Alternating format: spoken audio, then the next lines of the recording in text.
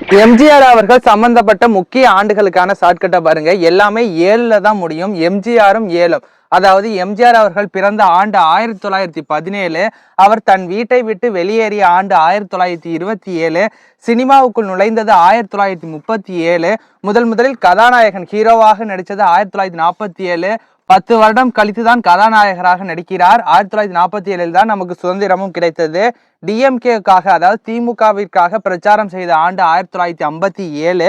அடுத்ததாக முதல் எம்எல்ஏ அதாவது ஃபர்ஸ்ட் டைம் சட்டமன்ற உறுப்பினர் ஆகிறது திமுக கட்சியில 1967 ஆகிறாரு.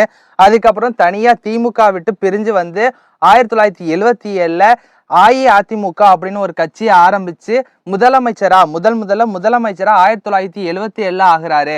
1977 இருந்து 1987 அவர் இறந்த ஆண்டு அதுவரையும் 10 வருடங்கள் தமிழ்நாட்டில் முதலமைச்சராக இருந்திருக்கிறாரு. 1987 அவர் இறக்கும் போது அவருக்கு வயது 70. ஏன்னா 17 பிறக்கிறாரு, 87 இறக்குறாரு. இடைப்பட்ட காலங்கள் 70 ஆண்டுகள். இந்த 7 ஷார்ட்கட் உங்களுக்கு பிடிச்சிருந்தா லைக் பண்ணுங்க. இது மாதிரி நிறைய வீடியோஸ் இருக்கு. தொடர்ந்து நம்ம பேஜை ஃபாலோ பண்ணுங்க.